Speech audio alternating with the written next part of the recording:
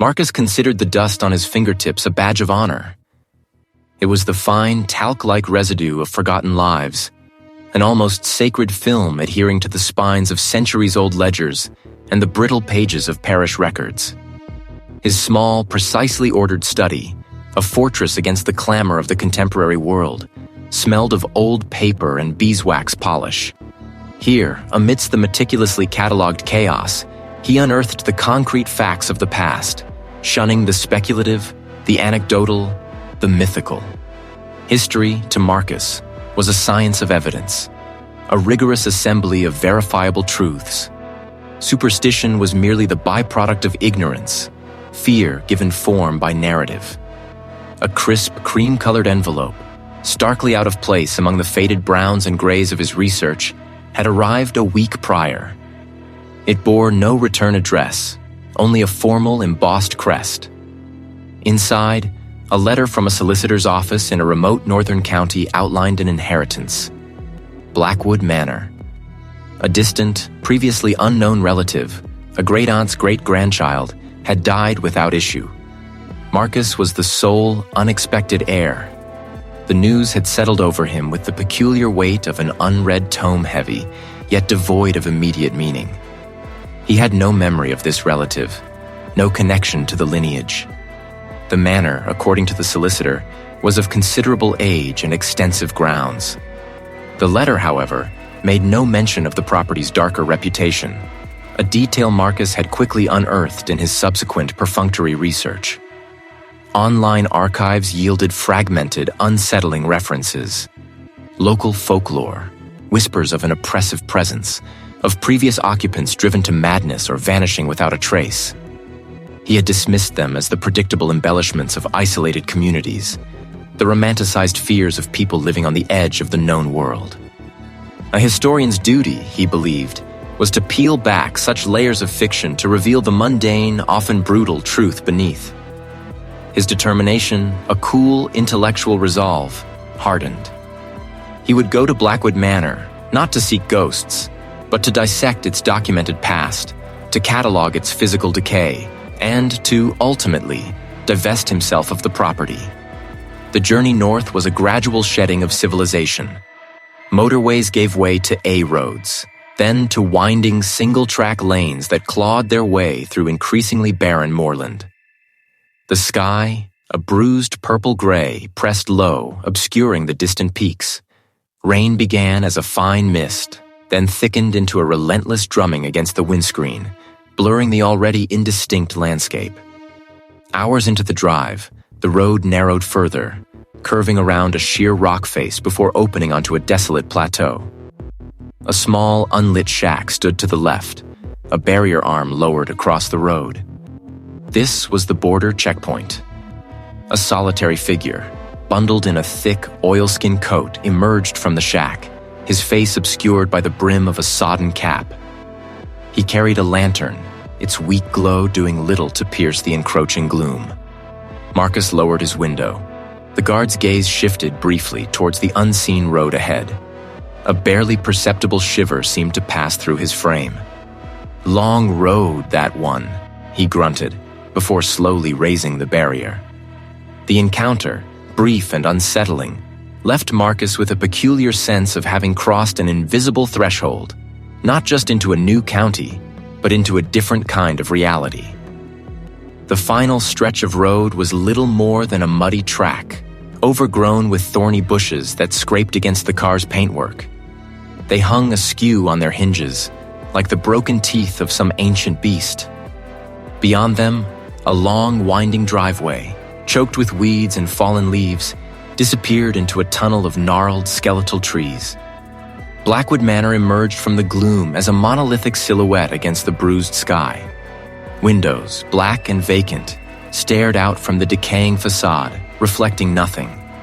The rain had ceased, but the air remained heavy, saturated with moisture and the peculiar cloying scent Marcus had noticed at the checkpoint, that metallic tang, now mingled with the musty odor of decay and something indefinable, like stagnant air trapped for generations. He parked his vehicle near the collapsed remnants of what might once have been a carriage house. Stepping out, the silence was profound, broken only by the drip of water from unseen eaves and the distant, mournful cry of a bird. He pulled his coat tighter, his briefcase clutched in one hand. The main door, a massive slab of weathered oak studded with rusted iron, stood ajar. Marcus pushed it open further. The air was thick with the scent of dust, damp earth, and that same unidentifiable metallic note. Light, what little there was, filtered weakly through grimy stained glass panels high above, casting sickly, muted patterns on the flagstone floor. The sheer scale of the space was overwhelming. Cobwebs, thick and heavy, draped like shrouds from the high ceilings, swaying almost imperceptibly in the disturbed air. Marcus's historian's mind immediately began cataloging the decay. The peeling wallpaper, the cracked plaster, the water stains spreading like morbid cartographies across the walls. Yet beneath the rational observation, a subtle, unwelcome unease began to prickle at the back of his neck. It was not the fear of ghosts, he told himself, but the natural apprehension of a man stepping into a long-abandoned, structurally unsound building. It was not merely an absence of sound, but an active, absorbing quiet, as if the very air itself had grown heavy, dense, stifling. He felt a peculiar pressure, a subtle weight settling upon his chest. He was alone, yet the vast emptiness of the hall felt crowded, saturated with an unseen presence. He took a deliberate, measured breath, his determination still firm, but now tinged with a nascent, unwelcome tremor. He had arrived. And the house, he realized, had been waiting. Marcus regarded the stacks of cardboard boxes with the quiet intensity of a general surveying his campaign maps. Each one, meticulously labeled in his precise hand, contained fragments of history. Rare monographs, brittle parish registers, microfiche readers, and countless notebooks filled with his own observations. The manor's grand but sparsely furnished library was to be his new headquarters. Dust motes, thick as pollen, danced in the shafts of sunlight that pierced the tall, arched windows, illuminating the swirling particles of forgotten lives.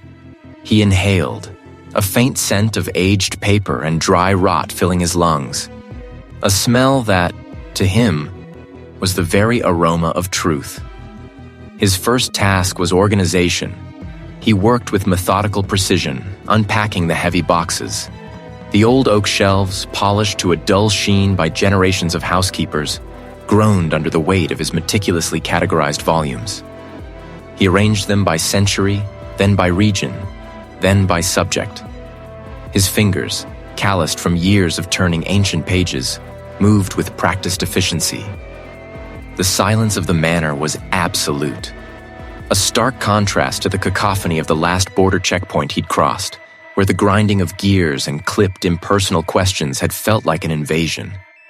Here, the only intrusion was the dust motes dancing in the sunbeams and the insistent, quiet hum of his own thoughts. As the afternoon waned, a sudden, inexplicable chill swept through the room, raising gooseflesh on his arms. Marcus paused, his hand hovering over a leather-bound tome.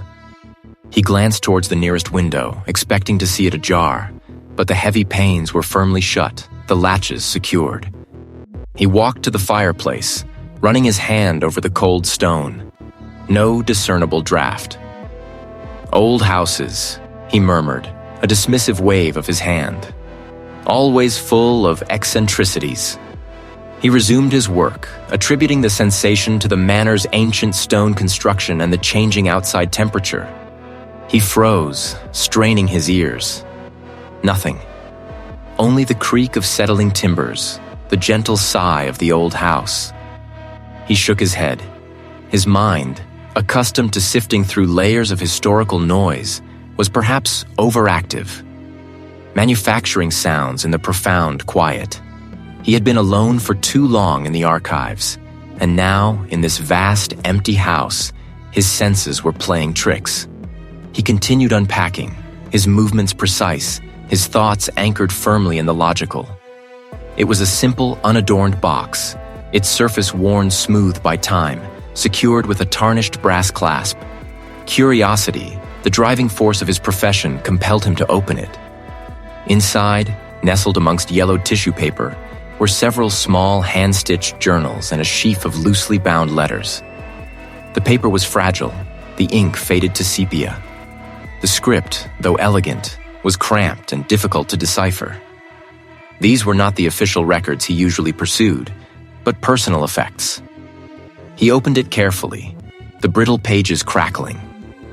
The entries were dated from the mid-1800s, written by a Mistress Eleanor. Her initial entries were mundane, detailing household affairs and social visits. But as Marcus turned the pages, a subtle shift occurred. The handwriting grew more erratic, the tone increasingly anxious. The house breathes, I swear it. Poetic license, perhaps. A woman's overwrought imagination in an isolated dwelling. He continued reading. The memories blur. I spoke with the gardener today, but he insists we had this conversation a week ago. I remember it clearly this morning. The lines. They are not wind. They speak of things lost, of struggles. I feel my own thoughts are no longer my own. The house feeds. Marcus felt a prickle of unease, a sensation he quickly dismissed as the natural consequence of reading such intensely personal, disquieting accounts. He was a scholar, not a credulous fool. People in isolated manners often succumb to melancholia, to the superstitious fears of their era. They projected their anxieties onto their surroundings. This Eleanor, he reasoned, was simply a victim of her own mind, amplified by solitude. He picked up another journal, this one from a different hand, a more masculine, robust script, dated nearly 50 years later. The old woman's ramblings, I dismissed them. Foolishness. But now, the books move. He looked up from the journal, his eyes scanning the shelves of his newly organized library. He had just placed his own copy of Tacitus, a heavy, leather-bound edition, on the middle shelf, between two volumes of French history. He looked back at the journal, then at the shelf again. His Tacitus was now on the top shelf, nestled among his collection of ancient cartography. He stared at it, his breath held. He distinctly remembered placing it lower. He was meticulous to a fault. He never misfiled a book. Never. His rational mind scrambled for an explanation. He must have done it unconsciously. A momentary lapse, a distraction. He was tired. That was it. He had been working for hours, yet the conviction that he had placed it elsewhere lingered, a small, insistent whisper at the edge of his thoughts, far more unsettling than any imagined sound. The peculiar coldness that had settled in Marcus's chest lingered, a subtle ache beneath his sternum. He stood in the library, his hand still resting on the spine of his Tacitus, a heavy, leather-bound edition now nestled among the inherited volumes. The air, usually still in the old house, seemed to possess a new, almost imperceptible current. He told himself it was the ventilation, the draftiness inherent in ancient structures, but the rationalization felt thin, like stretched parchment. He spent the next few days in a determined pursuit of order, organizing the library, cataloging the manor's disparate collection of books and documents. He worked methodically, seeking the comfort of routine, the solidity of facts. Yet the quiet hum of the house began to acquire an unnerving quality. It started with faint, almost subliminal sounds. The creak of a floorboard above when no one was there, the rustle of paper that wasn't being touched, a distant, almost musical sigh that vanished as soon as he acknowledged it. He attributed these to the house settling, to the wind playing tricks with old timber. Then came the shadows. Fleeting, formless smudges at the very edge of his vision, gone the instant he turned his head. He blinked, rubbed his eyes, dismissed them as optical fatigue from prolonged reading in the dim light. His skepticism was a shield, but it was beginning to show faint dents. Sleep, once a refuge, transformed into a landscape of unease. His nights were plagued by vivid nightmares. He found himself trapped within the manor's labyrinthine corridors, the walls themselves seeming to press in, their surfaces alive with indistinct shifting patterns. The manor, in his dreams, felt less like a structure and more like a living predatory organism. Driven by a growing sense of disquiet, Marcus shifted his research focus from general history to the manor itself. He delved into the dusty archives he'd unearthed. Ledgers, correspondence, local newspaper clippings, and even a few personal journals. He sought not only the manor's architectural history, but also the lives of its previous inhabitants, particularly those who had owned it for extended periods. There was a disturbing pattern, an insidious thread woven through centuries of occupancy. The first entry that caught his eye was a faded newspaper article from 1887, detailing the unfortunate demise of a former lord of the manor, described as having succumbed to melancholia and delusions before taking his own life.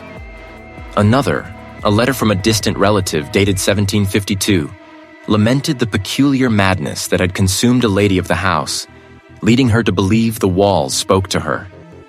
He had eventually vanished without a trace, presumed lost to the nearby wilderness. As he sifted through more documents, the pattern solidified. Not just individual tragedies, but a recurring theme. Isolation, followed by profound psychological deterioration, often culminating in disappearance or self-inflicted death. There was a diary entry from a solicitor in 1912, detailing a client's frantic attempts to sell the manor. Alistair's final entry was a desperate plea for help, a fragmented account of attempting to flee the country, of being turned back at a border checkpoint for an unspecified reason.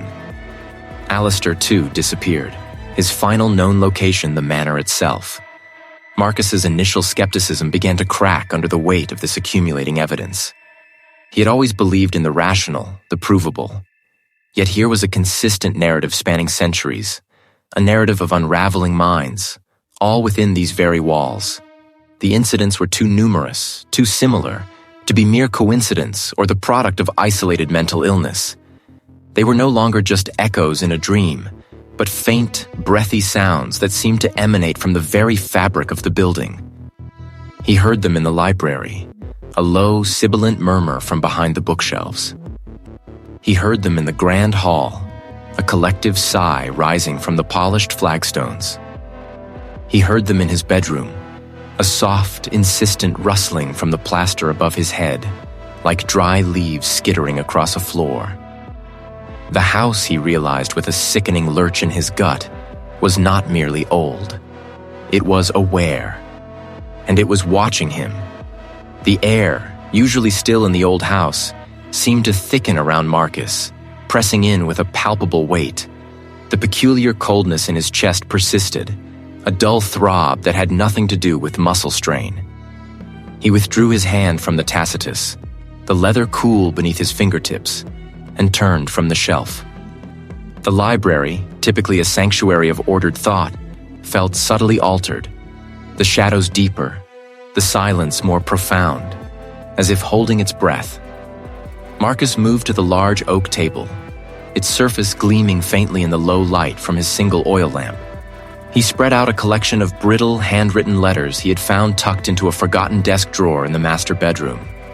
They dated from the late 19th century, penned by a woman named Eleanor, detailing her anxieties about her husband's increasingly erratic behavior. Marcus, ever the historian, sought patterns, rational explanations. He meticulously cross-referenced names, dates, and local events, trying to construct a coherent narrative of decline, perhaps madness, within the confines of the manor. As he deciphered a particularly faded passage, a faint, high-pitched keening sound seemed to emanate from the very stone of the walls, a mournful, drawn-out note that resonated in his teeth. Marcus froze, his pen hovering above the paper. He listened, straining. He shook his head, a wry smile touching his lips, or the wind whistling through a loose pane. He returned to the letters, his brow furrowed. Minutes later, the smell arrived. A distinct, acrid scent of damp earth and something else. Something metallic and cloying, like old blood. It was faint at first, then intensified, filling his nostrils, making him gag. Marcus pushed back from the table, his chair scraping loudly on the flagstones. He inhaled deeply, trying to clear his head, but the smell clung, tenacious. Nothing was visibly amiss. He stood, walked to the nearest window and threw it open, letting the biting night air rush in. The smell dissipated, or perhaps he simply became accustomed to it, his senses overwhelmed. He closed the window, a tremor running through his hand. This was not fatigue. He tried to dismiss it, to force his mind back to the logical progression of historical events. A prickling sensation ran along his scalp. He spun around, but the library remained empty, bathed in the flickering lamplight. He continued his work, but his focus was shattered. Every creak of the house, every rustle of dry leaves outside was amplified, imbued with a sinister intent. Then it happened. His eyes were fixed on Eleanor's elegant script, detailing a frantic attempt to leave the manor, to escape with her child. The words blurred, and the room around him wavered. The lamplight flickered violently, not from a dying wick, but as if a sudden, impossibly strong gust of wind had ripped through the solid stone walls. The air grew frigid, instantly. Marcus felt a profound sense of claustrophobia, a crushing weight on his chest. He was no longer in the library. A tall, skeletal watchtower loomed in the distance, its searchlight sweeping the desolate landscape. Uniformed figures, indistinct and menacing, moved with an unsettling efficiency. He heard the distant, muffled cries of a child, a sound that tore at something deep within him, though he knew it wasn't his own. A heavy, guttural voice barked orders in a language he didn't understand, yet its meaning was clear. Halt, produce papers, no passage. This was a border checkpoint, stark and terrifying, a place of no return. Marcus saw a woman, his face gaunt with fear, clutching a small, bundled infant to his chest. Her eyes, wide and desperate, met his for an instant, a direct, piercing gaze that spoke of utter despair. He tasted the dust, the fear. Then, as suddenly as it began, the vision shattered. Marcus was back in the library, gasping, clutching the edge of the oak table so hard his knuckles ached white. The lamp burned steadily. The air was still. The acrid smell was gone, replaced by the faint scent of old paper and dust. His heart hammered against his ribs, a frantic drum against the cage of his chest. He could still feel the phantom pressure of the rifle, the echo of the child's cries. This was no hallucination. The vision had been too real, too vivid, too drenched in an emotion that was not his own. He looked down at Eleanor's letters, her words about leaving the manor taking on a horrifying new context. He had tried to escape. Perhaps her husband had tried to prevent her. Had she been apprehended? Was this what the house wanted him to see? The manor was not merely haunted by echoes. It was an archive, a projector, an entity capable of replaying the traumatic moments of its past inhabitants with terrifying fidelity. And he, Marcus, was not just a researcher. He was becoming a reluctant audience, a conduit. The house was not just watching him, it was showing him. His carefully constructed skepticism fractured, crumbling into a fine, terrifying dust. He was becoming part of the manor's memories. The coldness in Marcus's chest persisted, a dull, pervasive ache beneath his sternum. He withdrew his hand from the tacitus, the leather cool beneath his fingertips, and turned, a sudden, almost desperate urge to leave clawing at him. He needed distance, perspective. His hand went to his phone, a familiar, reassuring weight in his pocket. No signal. He tried again, moving to the window, then the front door. The screen remained blank, a ghost of the connectivity he craved. Frustration, sharp and immediate, pricked at him. He located the antique landline in the study, a relic with a rotary dial. He lifted the receiver. Dead air. Not even a dial tone, just a soft, insistent hum that seemed to resonate from the very walls. A flicker of unease, cold and sharp, cut through his determination. He grabbed his car keys. The old sedan, though reliable, had been sitting for days. He didn't expect trouble.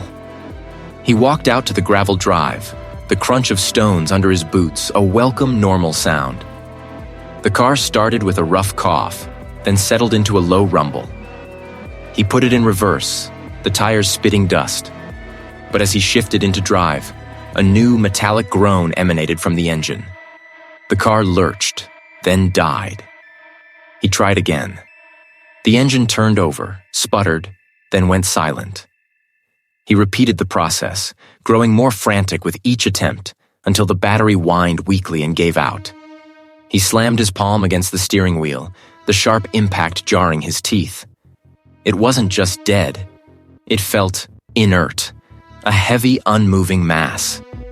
He stood, breathing deeply, the cool autumn air doing little to dispel the rising panic. He couldn't just stay here. He would walk.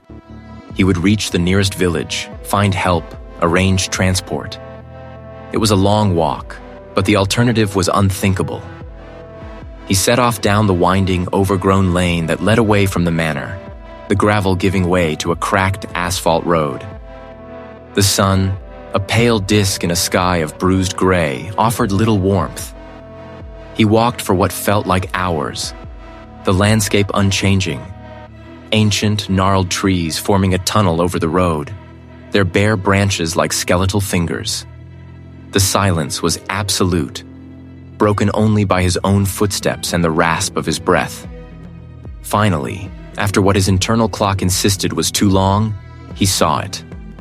A small, functional building of gray concrete and reinforced steel, flanked by a raised barrier arm and a small guardhouse. A border checkpoint. Civilization. As he approached, a figure emerged from the guardhouse. A uniformed officer, broad-shouldered and impassive, stepped into his path.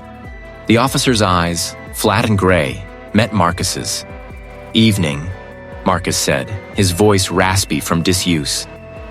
"My car broke down a few miles back. I need to get to the nearest town." The officer stood motionless, a silent monolith. "This checkpoint is closed," the officer stated, the voice devoid of inflection. "Closed?" Marcus frowned. "But I need to get through. My phone's dead, the landline's out, my car won't start. I'm just trying to leave." The officer's gaze remained fixed, unblinking. "You cannot pass." There was no threat in the tone, no malice, just an unyielding finality. It was as if Marcus was speaking to a wall, albeit a uniformed one. The exhaustion he'd felt earlier intensified, pulling at his limbs, his eyelids. A strange, almost comforting lethargy began to spread through him. The effort of explaining, of fighting, suddenly seemed immense, pointless. The officer remained impassive. Marcus felt an invisible hand, firm and insistent, gently turning him around. He didn't resist. He simply turned and began the long walk back towards the manor. The return journey was a blur of fading light and deepening resignation. Instead, a strange sense of belonging, a quiet, insidious comfort settled over Marcus. He didn't bother to lock it. What was the point? The urgency to eat, to sleep properly, to even change his clothes, had evaporated. His initial determination, the historian's drive to unravel the manor's secrets, had dulled to a placid, almost passive acceptance. He ran a hand over the dusty surface of a mahogany table, the fine grit clinging to his skin. He hadn't showered in days. He barely recognized the man staring back. He sat, not to read, but simply to exist in the house's pervasive quiet. The manor, he realized with a strange, detached clarity, was not just holding him, it was absorbing him. His energy, his will, his very essence felt like water slowly draining from a cracked vessel. And, disturbingly, a part of him no longer wanted to stop it. The officer's gaze remained fixed, unblinking. "You cannot pass." The words were not a command, nor a plea, but a statement of absolute fact, devoid of inflection. Marcus felt the air thicken, pressing against his chest, making each breath a deliberate effort. The futility of the situation settled over him like a shroud woven from lead. He stood before the uniformed figure, a barrier of flesh and cloth, yet as impenetrable as the granite face of a cliff. The hum of the idling engine, a steady thrumming beneath the pavement, seemed to mock his stasis, a constant reminder of motion he could not join.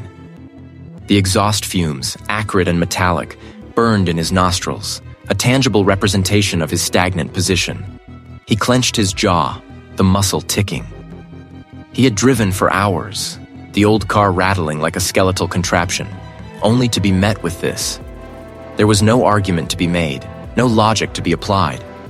The officer simply existed, an extension of the border checkpoint itself, an immovable object. A profound weariness began to seep into his bones, heavier than any physical exertion. The sun, a pale, indifferent disk in the sky, offered no warmth, only a stark, flat light that bleached the landscape of all color. He turned, the gravel crunching under his boots, the sound shockingly loud in the oppressive quiet. There was nowhere else to go. The road back to the manor, winding and overgrown, stretched before him, an invitation to a different kind of confinement.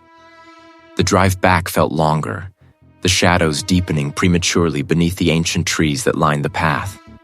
The manor loomed into view, a silhouette against a bruised sky, its gables and chimneys like jagged teeth. Its presence was not welcoming, but demanding. He parked the car, the engine dying with a final shuddering sigh. He pushed open the heavy front door. It groaned in protest, a sound like an old man clearing his throat. He stepped into the great hall, his footsteps echoing on the stone floor. Had the hall always been this wide? The tapestries on the walls, depicting hunting scenes, seemed to shift in his peripheral vision, the woven figures momentarily appearing to move, their eyes following him. He blinked, and they were still again, merely fabric and thread. He ascended the main staircase, his hand trailing along the polished banister. On the landing, he paused. He was certain there had been a tall, narrow window here, overlooking the neglected gardens. He had never seen this painting before. He walked slowly, deliberately, down the corridor to his study. He pushed it open fully. The room was familiar, yet subtly wrong. The antique desk was not quite centered, the armchair he favored angled differently. A faint, sweet scent, like dried lavender and parchment, hung in the air, a scent that was not his own. He sat at the desk, running a hand over its smooth, cool surface. He pulled out the ledger he had been studying, the one filled with the meticulous looping script of a previous owner. As he read, a strange sensation crept over him. The words on the page seemed to resonate within him, not just as information, but as memory. He was Marcus, a historian. He had no tenants, no harvest. He closed his eyes, pressing the heels of his hands against his temples. This was fatigue. The stress of the checkpoint, the isolation. He reopened them, looking around the room. The shelves, packed with ancient volumes, seemed to press in on him. He rose, intending to make tea to break the spell. He walked towards the kitchen, but the corridor branched in a way he did not recall. One path led to a dead end, a solid wall where a pantry should have been. He retraced his steps, his heart beginning a slow, heavy thud against his ribs. He knew this house. He had spent weeks here, but the architecture was fluid, shifting around him like water. He was Marcus. He was here to study the house's history. But then, a flicker. The weight of the estate presses upon me. The debts mount. My father's ghost walks these halls.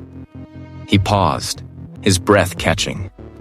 Whose thoughts were those? His hand went to his chest, feeling the frantic beat beneath his palm. He was losing himself. The scent of lavender was strong here, mingled with a faint, sweet decay. On the bedside table lay a silver locket, tarnished with age. He picked it up, his fingers tracing the cold metal.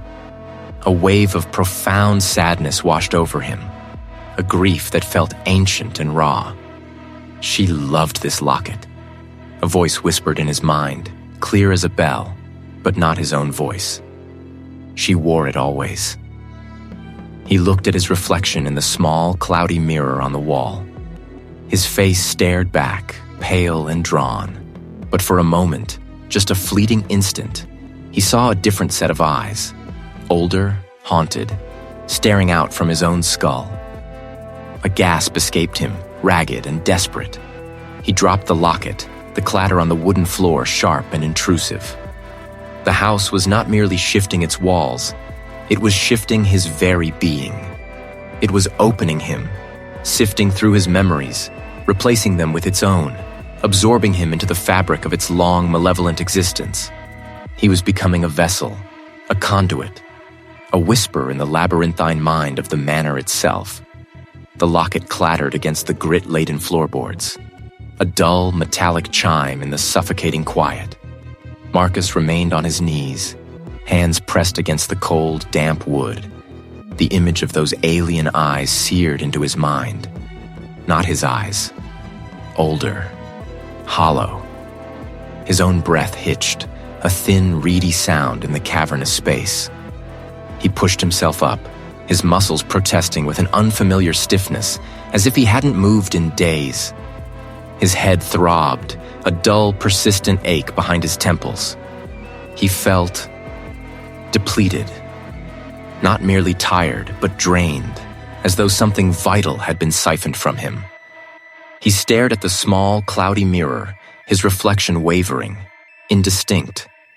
He had seen the other eyes. He knew it. The memory was sharp, a sliver of ice in his mind. Yet the rational part of him, the historian, the skeptic, tried to dismiss it as fatigue, as hallucination. But the fatigue was too deep, too pervasive.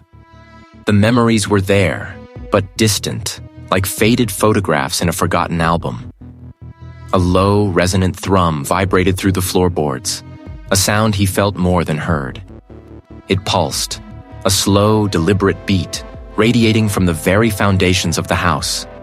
The house was not merely old, it felt ancient, predatory. His steps echoed, too loud, too solitary. He passed the grand staircase, its balustrade carved with grotesque faces that now seemed to leer, their stone eyes following him. The manor dissolved. He stood not in the echoing hall, but in a vast, sterile chamber of concrete and cold metal. The air was thick with the acrid smell of exhaust fumes and something chemical, like disinfectant. Fluorescent lights, too bright and humming, cast a sickly green glow on a long, scarred counter. Beyond it, a window of reinforced glass looked out onto a desolate, fog-shrouded landscape where unseen vehicles rumbled. A low, guttural voice, devoid of inflection, spoke from behind the counter asking for papers, for proof of entry, proof of identity. Marcus fumbled, his hands clammy, unable to find anything in his pockets. He was trapped, utterly exposed, at a border checkpoint where his own self was the contraband. The voice repeated its demand, growing louder, more insistent, devoid of any human warmth. Then, just as abruptly, the border checkpoint vanished. The sudden shift left him breathless, disoriented. The scent of aged paper and dust filled his nostrils, replacing the chemical tang. The low thrum of the house was back, stronger now, a palpable presence. He slid down the wall, landing on the floor amidst scattered tomes. His gaze fell upon a leather-bound journal, half open, its brittle pages filled with a sprawling, frantic script. It was a diary, belonging to a previous inhabitant, a collector of antiquities from centuries past. The words blurred, then sharpened. The house, it hungers, not for blood, not for gold. It hungers for us. For what we are, my memories, they fray like old tapestries. My vitality, a slow, insidious drain. They are not spirits. They are echoes, sustenance. The house grows stronger, its foundations thrumming with our stolen life. It watches, it waits, it consumes. Marcus read the lines again, then again, his mind racing, piecing together the fragmented horrors he had experienced. The reflected eyes, not a ghost, but a past inhabitant, absorbed. The fading memories, his own strength draining, the profound fatigue, not illness, but consumption. The manor wasn't merely haunted, it was a predator. A vast ancient organism rooted to the very land that fed on the essence of those who dwelt within its walls. Memories, sanity, life force, all were sustenance. The border checkpoint hallucination. It wasn't just a breakdown. It was his mind, or what was left of it, screaming as its contents were stripped away. He was not merely a tenant or an inheritor. He was the current meal. He was being digested, slowly, methodically, by the very structure he had sought to understand. The house was not just consuming him, it was becoming him, absorbing his history, his thoughts, his very existence, to grow stronger, to perpetuate its malevolent life. The low thrum intensified, a hungry purr. He was trapped, not by walls and doors, but by an entity that had already begun to devour him from the inside out. He was its prisoner, its nourishment, and its next echo. The lines blurred before Marcus, then snapped into chilling focus. His mind, for an agonizing moment, achieved a horrific clarity. The manor was not merely old stone and timber. It was a predator, patient and insatiable. It fed on the essence of its inhabitants, drawing memories like vital fluids, siphoning sanity, leaving husks. The profound fatigue, the fractured recollections, the gnawing emptiness. These were not symptoms of decline, but of consumption. He was being absorbed, piece by agonizing piece. A raw, primal defiance surged through him, an abrupt refusal to yield. He would not be another nameless echo, another forgotten face staring out from a dust-mottled mirror. He had dismissed the legends, had scoffed at the whispers, but now the truth was a cold, sharp blade to his throat. He had to fight. His determination, though fragile, lent an unexpected strength to his limbs. He moved with a renewed, desperate urgency, no longer a scholar seeking answers, but a man hunted, searching for a weapon. He tore through ancient texts, his fingers trembling as they traced brittle pages, searching for anything that spoke of resistance, of a countermeasure, a weakness. Dust motes danced in the slivers of light filtering through grimy windows, each particle seeming to watch him, to record his frantic movements. The manor seemed to sense his rebellion. Doors that had been ajar now creaked shut, blocking passages. It was trying to confuse him, to lull his back into complacent surrender. He pushed past a heavy velvet curtain, hoping to access a rarely used staircase to the servants' quarters, a section of the house he had barely explored. As he stepped through the archway, a sudden disorienting shift occurred. The ornate carved wood of the archway seemed to morph, its intricate patterns resolving into harsh, angular lines of steel. The musty air of the manor gave way to a sterile, metallic tang. Before him, where a dimly lit corridor should have stretched, stood a phantom barrier. It manifested as a series of heavy, gray concrete blocks, topped with razor wire that glinted impossibly under a non-existent sun. A stark, red and white striped pole, like a colossal insect leg, extended across the path, blocking his way. He saw no guards, heard no voices, yet the presence was undeniable, palpable.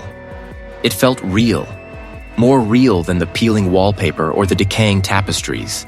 It was a mental construct, a stark manifestation of the line he was trying to cross, between the manor's insidious control and a desperate, fragile lucidity. His breath hitched. To acknowledge the barrier's reality was to accept defeat. Gritting his teeth, Marcus lowered his shoulder and pushed forward, not against concrete or steel, but against the sheer, overwhelming will of the manor. The phantom razor wire seemed to scrape at his skin, an imagined pain, sharp and immediate. His muscles screamed with the effort of moving through nothing. He heard a low, drawn-out groan, a sound that seemed to emanate from the very foundations of the house, a protest against his defiance. He stumbled, falling through the invisible barrier, collapsing onto the cold stone floor of what was, in reality, a small, forgotten antechamber. His head throbbed, and for a moment, the world spun. His gaze fell upon a single volume, thicker and heavier than the rest, resting on a small, dusty pedestal in the center of the room. He opened the book. The pages were thick vellum, filled with meticulously drawn diagrams and cramped, handwritten script. It was not a history, nor a chronicle of inhabitants. It was a grimoire, a compendium of arcane knowledge. His eyes scanned the first few pages, his historian's mind quickly deciphering the archaic language, translating the horrifying implications. It spoke of a binding ritual, a way to sever the roots of a parasitic entity. It described the manor not as merely haunted, but as an ancient, sentient construct, born of specific forgotten rites, sustained by resonant memories and consuming life force. Its power was drawn from a focal point, a heart, hidden deep within its oldest foundations.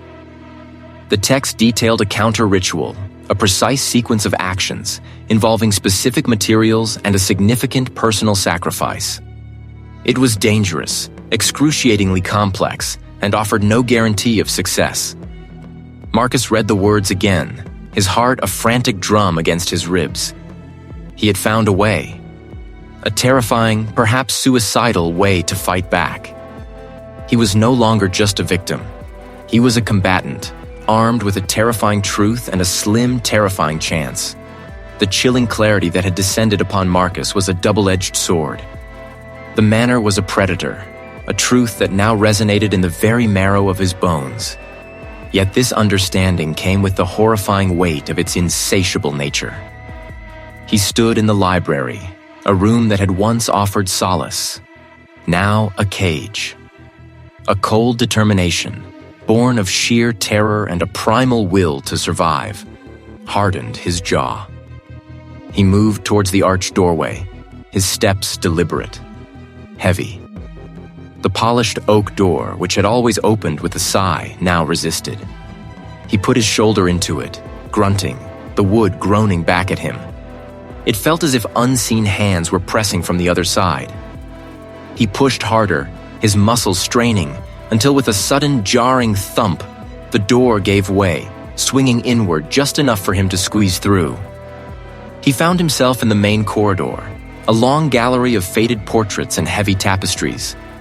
The familiar route to the manor's older, less frequented wing, where he believed more archives might lie, was now subtly altered.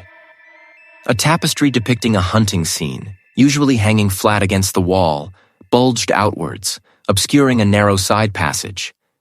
The passage was gone, sealed by a new, seamless section of wall. He ran his hand over the surface, disbelief warring with a rising panic. The mortar was dry, the stones settled, as if it had always been there. The house was not merely playing tricks. It was rearranging itself, solidifying its traps. He spun around, seeing nothing but the vacant eyes of a painted ancestor. He knew it was the house, its unseen tendrils testing his resolve. He tried another route, heading for the grand staircase, hoping to reach the upper floors, perhaps find a window that still offered a view of the world outside, a tangible connection to reality. As he ascended the ornate steps, the light from the landing above seemed to dim, receding into a gray gloom. She didn't move, but her presence was a palpable barrier, radiating a profound despair that threatened to buckle his knees.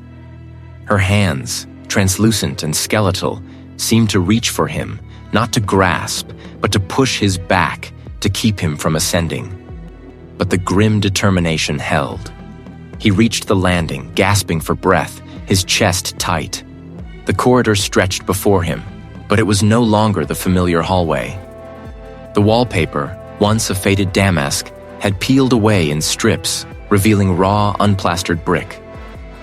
The floorboards were splintered, uneven. He was no longer in the manor's upper corridor. He was at a border checkpoint. The transformation was absolute, terrifyingly real. Ahead, a long metal desk, scarred and institutional, stretched across the passage. There was no sound from him, no movement, but his presence was a wall. To his left, a rusted chain-link fence topped with razor wire extended into the gloom, blocking off any escape to the side. To his right, a solid concrete barrier rose to the ceiling. This was a vision, a projection, but it felt as solid as the floor beneath his feet. He could smell stale cigarette smoke and cheap disinfectant. "What is this?" he demanded, his voice hoarse, echoing unnaturally in the confined space. The official did not stir, did not blink.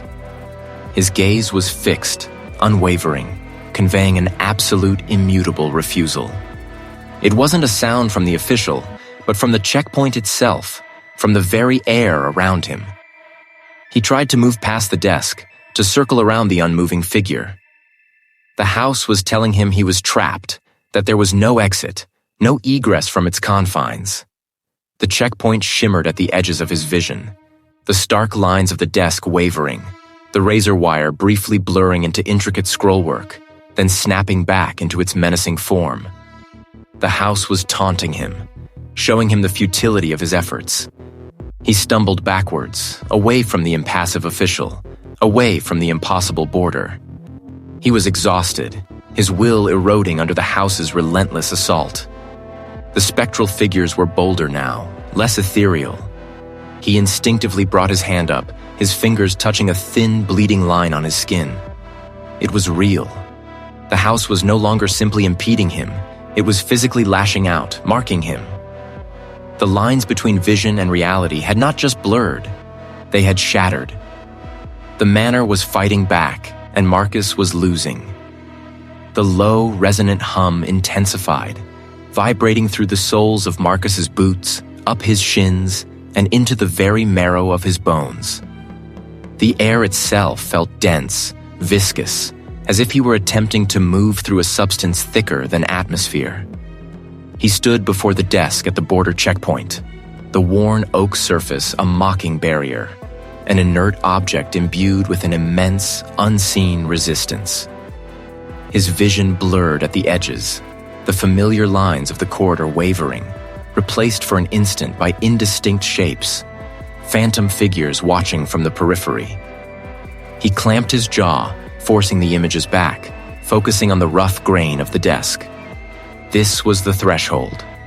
This was where the house's resistance became explicit, no longer subtle whispers or shifting shadows, but an overt physical blockade. Marcus took a deliberate step forward, planting his foot with a grunt of effort.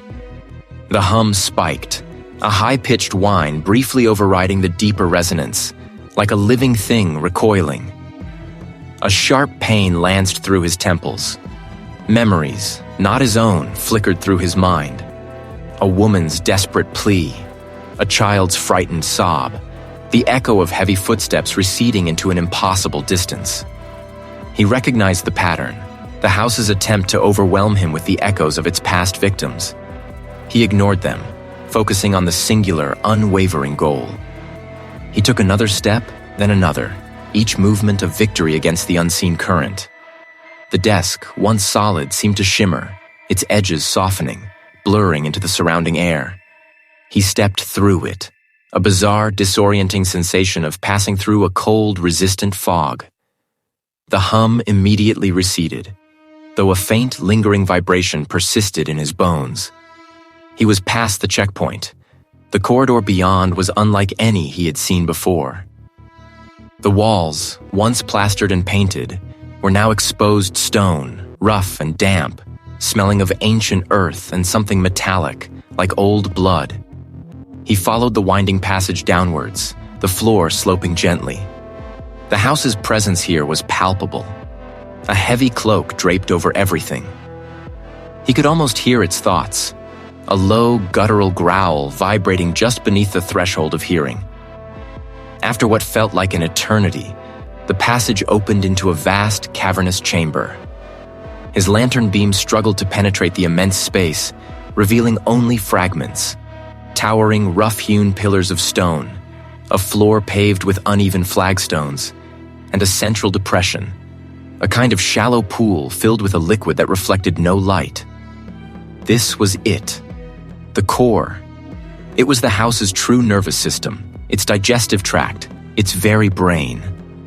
From this central nexus, smaller tendrils, too numerous to count, snaked outwards, disappearing into the walls, the floor, the very bedrock of the manor. This was where it drew its nourishment, where it processed the stolen memories and vitality. This was the source of its malevolence. The air was thick with the residue of countless lives, a cacophony of fragmented emotions and dying thoughts pressing in on him. He felt his own identity begin to fray at the edges, a terrifying sensation of his self being unraveled, thread by thread. He fought it, clenching his fists, reciting his own name, his own history, anything to anchor himself. It was a desperate gamble, a relic of a forgotten belief system, his last best hope. As he pulled the artifact free, the hum in the chamber intensified dramatically, the pulsating roots above him throbbing with a sickening rhythm. "Stop. Do not touch. You are ours." Marcus ignored them. Marcus ignored them. He raised the stone, its cool weight a defiant anchor in the surging chaos, and aimed it at the pulsating roots above the dark pool. He had to. The impact was not a crash, but a sickening squelch. The ancient stone, honed by erosion, bit deep into the largest root, a thick, fibrous cable that pulsed with a viscous, unseen fluid. A shudder, profound and guttural, resonated through the entire structure. The air thickened, acquiring the metallic tang of old blood and the cloying sweetness of decay. The roots writhed, not like plants, but like muscle, contracting and expanding with alarming speed. A high-pitched keening, a sound that seemed to originate from the very stone of the manor, tore through the space, scraping against Marcus's eardrums until his vision swam. He felt a sudden, profound lurch, as if the ground beneath him had dissolved. His grip on the stone tightened, his knuckles white, but the world was no longer stable. The dark pool beneath him churned, its surface bubbling with a phosphorescent glow. Memories, vivid and unbidden, flashed through his mind. His mother's laughter, the scent of old parchment in a forgotten archive, the sting of a childhood scraped knee. They were not his memories alone, but a jumble interspersed with fragments he knew were not his. A distant battle cry, the murmur of a forgotten language, the sharp tang of salt air from a long-vanished coastline. The house was not merely reacting. It was pulling at him, not just his body, but the very fabric of his being, attempting to unravel his consciousness into a million disparate threads. You belong here. You always have. The roots, now thrashing violently, began to coalesce, reforming not as organic matter, but as looming, indistinct forms. They solidified into what his mind, desperate for order, interpreted as structures. Archways, gates, towering walls of indistinct shifting material. The throbbing roots were now a series of imposing skeletal barriers. A faint, sickly green light pulsed from within it. This was not the manor's cellar anymore. This was something else. He felt observed, analyzed, his essence being weighed. This was a border checkpoint. Not a physical one, but a conceptual one, manifested by the house's encroaching influence. He was at the threshold of something irreversible. The air crackled with an unseen energy, a hum that resonated deep in his bones. Through the shifting, semi-transparent barriers, he could perceive faint, indistinct shapes moving. Not people, not truly, but echoes, imprints of others who had come before. They were these the previous inhabitants, now just extensions of the house, endlessly patrolling its internal borders. A low, resonant thrum emanated from the gateway, a sound that bypassed his ears and vibrated directly in his skull. He felt an intense pressure, as if his mind were being gently but inexorably stretched. He fought back, clenching his jaw, focusing on the cool, solid weight of the stone still clutched in his hand. It was his last tether to himself, to the world he knew. He refused to become another indistinct shape, another lost memory in this monstrous archive. He took a step forward, a defiant act against the invisible force pulling his back. The ground beneath him rippled, and the gateway seemed to expand, its green light intensifying, beckoning him. He could almost feel the tendrils of the house reaching, not for his limbs, but for his thoughts, his emotions, his very sense of self. It wanted to consume him whole, to add his unique narrative to its vast internal library of souls. Then a wave of profound fatigue washed over him, heavy and inescapable. His eyelids drooped. The stone in his hand grew impossibly heavy, threatening to slip. He saw his own life flash before him, but this time it was not a jumble. Each memory was a crisp, perfect image, ready for cataloging. He saw his first steps, his academic triumphs, his quiet moments of solitude, all laid bare. The house was not just taking, it was curating. It spoke without words, directly into his consciousness. Welcome, Marcus. Your story is now ours. A final desperate surge of adrenaline coursed through him. He would not become a ghost in his own mind. He raised the stone again, not at a root, but at the shimmering gateway itself, at the very heart of this internal border checkpoint.